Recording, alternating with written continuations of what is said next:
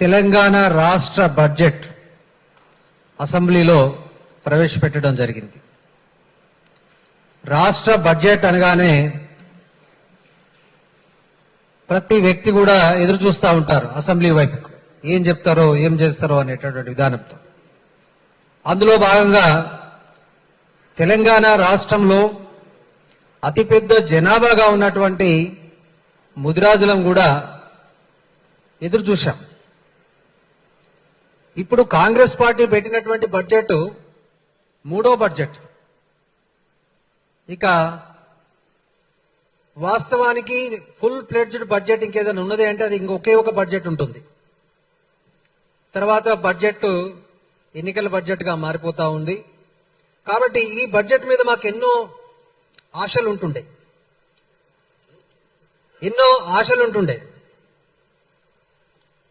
కారణం ఏంటంటే తెలంగాణ రాష్ట్రంలో కాంగ్రెస్ ప్రభుత్వం ఏర్పడగానే మాకు మొట్టమొదటిసారిగా తెలంగాణ ముదిరాజ్ కార్పొరేషన్ ఏర్పాటు చేయడం జరిగింది.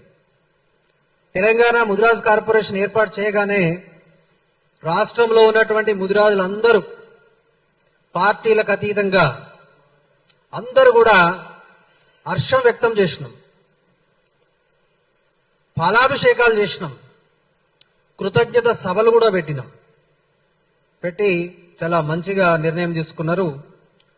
ఇన్ని సంవత్సరాలు మేము పోరాటం చేసినా ఏ ప్రభుత్వం కూడా స్పందించలేదు. రేవంత్ అన్న ప్రభుత్వం రాగానే మాకు తెలంగాణ ముదిరాజ్ కార్పొరేషన్ ఏర్పాటు చేసింది అని మేము చాలా ఉప్పొంగిపోవడం జరిగింది. అయితే కార్పొరేషన్ ఏర్పాటు చేయగానే మా కార్పొరేషన్ చైర్మన్ గా బొర్రా జ్ఞానేశ్వర్ ముదిరాజ్ గారిని నియమించడం జరిగింది. మేము బొర్రా జ్ఞానేశ్వర్ ముదిరాజ్ గారిని ఏర్పాటు చేయగానే, వాళ్ళు నియమించగానే మేము చాలా కూడా ఆనందం వ్యక్తం చేసినాం.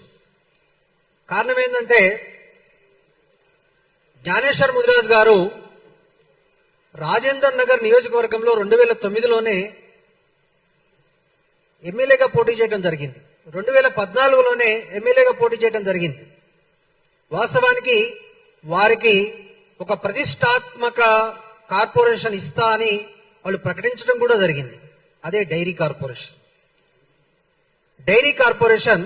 ఏర్పాటు చేయడం జరిగింది. డైరీ కార్పొరేషన్ కి వారిని చైర్మన్ గా నియమించడం జరిగింది. తర్వాత వారిని ఏదో కారణాల వల్ల ముదిరాజ్ కార్పొరేషన్ చైర్మన్ గా నియమించడం జరిగింది.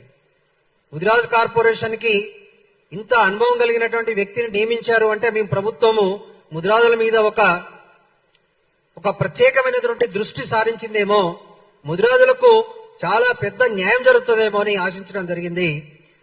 అయితే ఈ కార్పొరేషన్ ఏర్పాటు చేసినప్పుడు నాకు తెలిసి 2 కార్పొరేషన్లకు చైర్మన్లు నియమించడం జరిగింది. ఒకటి తెలంగాణ ముదిరాజ్ కార్పొరేషన్ అయితే రెండవది ఆర్యవైశ్య కార్పొరేషన్. ఇక్కడ నేను ఆర్యవైశ్య పేరు తీసుకున్నందుకు ఒకవేళ వారు ఆ పేరు తీసుకోకూడదు, దీనిలో ఆ రోజు ఒకేసారి ఏర్పడాయి కాబట్టి తీసుకోవడం జరిగింది. కాబట్టి ఉద్దేశపూర్వకం కాదనే విషయాన్ని నేను పత్రికాముఖంగా చెప్తా ఉన్నాను. అయితే ఆర్యవైశ్య కార్పొరేషన్ చైర్పర్సన్ గా కాల్వ సుజాత గారిని నియమించడం జరిగింది. తెలంగాణ ముదిరాజ్ కార్పొరేషన్ చైర్మన్ గా బొర్రా జ్ఞానేశ్వర్ ముదిరాజ్ గారిని నియమించడం జరిగింది.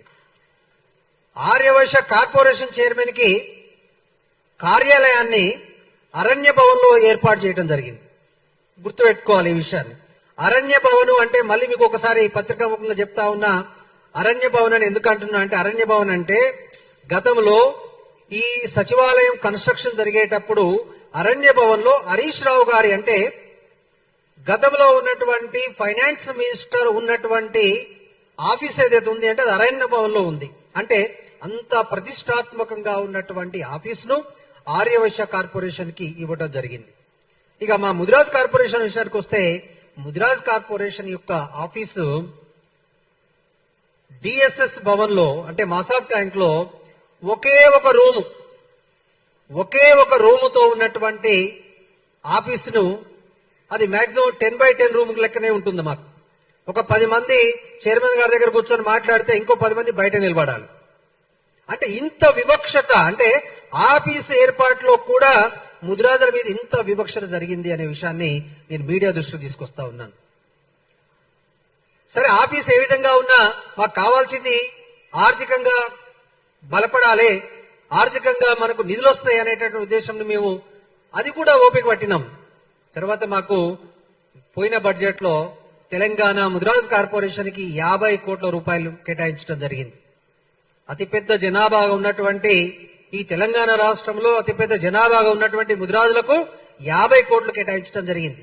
సరే, 50 కోట్లు వచ్చినా ఇంకేమన్నా రాజీవ్ యువ వికాసమో లేకపోతే ఇంకో పద్ధతిలోనే వస్తాయేమో అని మేము ఆశించడం జరిగింది. కానీ ఆ 50 కోట్లలో నేను పత్రికాముఖంగా చెప్తా ఉన్నా, పోయినటువంటి సంవత్సరంలో 50 కోట్లలో 50 లక్షల రూపాయలు మాత్రమే ఖర్చు చేయడం జరిగింది. అది కూడా జీతభత్యాలకు మాత్రమే. అంటే పోయిన బడ్జెట్ లో ముదిరాజులకు సున్నా, గుండు సున్నా, ఒక్క రూపాయి కూడా సంక్షేమ పథకాలకు కేటాయించలేదు అనే విషయాన్ని చెప్పడానికి బాధపడతా ఉన్నాను. ఈ సంవత్సరం బడ్జెట్ లో తీసుకుంటే, ఈ సంవత్సరం బడ్జెట్ లో కూడా కార్పొరేషన్ కు 50 కోట్లు ఇచ్చినారు. 50 కోట్ల రూపాయలు అంటే 50 కోట్ల రూపాయలు అన్ని కార్పొరేషన్లకు ఎట్లా ఇచ్చినారో మా కార్పొరేషన్ కూడా 50 కోట్లే ఇచ్చినారు. ఆ 50 కోట్లు అనేది అది ఓన్లీ నాన్ ప్లాన్ అంటాం దాన్ని, అంటే జీతభత్యాల కోసం ఉపయోగించుకునే తప్ప ముదిరాజులకు ఈ బడ్జెట్ లో వనగూరింది ఏమీ లేదనే విషయాన్ని చెప్పడానికి పత్రికాముఖంగా చెప్పడానికి మేము చాలా విచారాన్ని వ్యక్తం చేస్తా ఉన్నాం. అందుకోసమే తెలంగాణ ముదిరాజ్ జేఏసీగా మేము ప్రభుత్వాన్ని డిమాండ్ చేస్తా ఉన్నాం. ముదిరాజులకు మీరు ఖచ్చితంగా మోసం చేస్తా ఉన్నారని నేను గట్టిగా అడగదలుచుకున్నాను. మీరు ముదిరాజులకు అన్యాయం చేస్తా ఉన్నారు. మీరు ఏదన్నా అంటే మీ ముదిరాజులకు మంత్రి పదవి ఇచ్చినావు కదా అని ప్రతిసారి కూడా మంత్రి పదవి ఇచ్చినాం అని మాకు చెప్తా ఉన్నారు. మంత్రి పదవి మీరిచ్చేది మాకు భిక్ష కాదు. మంత్రి పదవి అనేది మా హక్కు. రాష్ట్రంలో అతిపెద్ద జనాభా ఉన్నటువంటి ముదిరాజులకు రావాల్సినటువంటి 2 మంత్రి పదవులు రావాల్సిన మాకు ఒకే ఒక మంత్రి పదవి ఇచ్చినారు. ఆ మంత్రి పదవి ఇచ్చిన తర్వాత వారికి కేటాయించినటువంటి శాఖలు మీరు పరిశీలిస్తే పశు సంవర్ధక శాఖ, మత్స్య శాఖ. పశు సంవర్ధక శాఖ, మత్స్య శాఖ అంటే అక్కడ 2 అతిపెద్ద కులాలకు ఉపాధినిచ్చేటటువంటి శాఖలు అవి. ఒకటి యాదవులైతే రెండవది ముదిరాజులు. ఈ 2 కూడా బలంగా ఉన్నటువంటి కులాలు. వాటికి మీరు కేటాయించినటువంటి బడ్జెట్ ఎంతనో తెలిసినా 650 కోట్ల రూపాయలు మాత్రమే కేటాయించారు. అంటే మా మంత్రి గారికి మీరు బడ్జెట్ లో కేటాయించినటువంటి శాతం ఎంతనంటే అది 1.1% మాత్రమే. ఈ విషయాన్ని మీరు గుర్తుపెట్టుకోవాలి. ఓన్లీ మా మంత్రి గారు మాకు కేటాయించినటువంటి బడ్జెట్ ఎంతనంటే యాదవులకు ముదిరాజులకు కలిపి కేటాయించినటువంటి బడ్జెట్ మీరు కేవలము 650 కోట్ల రూపాయలు మాత్రమే. కేటాయింపులే 650 కోట్లుంటే మీరు విడుదల చేసేటటువంటి మనీ ఎంత ఉంటుంది, మీరు విడుదల చేసేటటువంటి డబ్బులు ఎంత ఉంటాయి, ఖర్చు చేసేటటువంటి డబ్బులు ఎంత ఉంటాయి. దీన్ని చూస్తే మీకు మత్స్య శాఖలో ఉచిత చేప పిల్లల పంపిణీ పథకం అనేది ఉంటుంది. ఉచిత చేప పిల్లల పంపిణీ కానీ ఉచిత రొయ్య పిల్లల పంపిణీ చేయాలంటే కనీసం 100 నుంచి 120 కోట్లు కావాలి. కానీ దానికోసం మీరు కేటాయించింది ఎంత? 18 కోట్ల రూపాయలు. అక్షరాల 18 కోట్ల రూపాయలు. మీరేదన్నా అంటే మేము ప్రధానమంత్రి మత్స్య సంపద యోజనకు కేటాయించినామంటారు. ఎక్కడ కేటాయిస్తారు ప్రధానమంత్రి మత్స్య సంపద యోజన? ప్రధానమంత్రి మత్స్య సంపద యోజన అనేది దానిలో జరిగేటటువంటి భాగవతాలు ఏందో మనకు అందరికీ తెలిసినటువంటి అంశం. అది పూర్తిగా ప్రధానమంత్రి మత్స్య సంపద యోజన, ప్రధానమంత్రి మత్స్య సంపద యోజన అనేది రాష్ట్రంలో తెలంగాణ రాష్ట్రంలో ఉన్నటువంటి మత్స్యకార కులాలతో పాటు ఇతరులకు కూడా లబ్ధి చేకూర్చేటటువంటి పథకం. అది ఇక్కడ తెలంగాణలో ఉన్నటువంటి మత్స్య శాఖలో కేటాయించాల్సినటువంటి ఏదైతే స్కీమ్ ఉంది అంటే ఖచ్చితంగా మీరు integrated fisheries development scheme IFDS scheme ద్వారా మాత్రమే మాకు న్యాయం జరుగుతుంది. అంటే ప్రత్యేకంగా తెలంగాణ రాష్ట్రానికి మాత్రమే, తెలంగాణ మత్స్యకారులకు ఉపయోగపడే విధంగా మాత్రమే మాకు బడ్జెట్ కేటాయింపులు జరగాలి. అందులో భాగంగా మాకు గతంలో కమ్యూనిటీ హాల్ వస్తుండే, గతంలో 2 వీలర్స్ వస్తుండే, గతంలో 4 వీలర్స్ వస్తుండే, చేప పిల్లల పంపుకి వస్తా ఉండే, రొయ్యల పంపిణీ వస్తా ఉండే, వలలు వస్తా ఉండే, ఇవన్నీ కూడా మాయమైపోయినాయి. కాబట్టి తెలంగాణ ప్రభుత్వాన్ని మీ సూటిగా డిమాండ్ చేస్తా ఉన్నాం.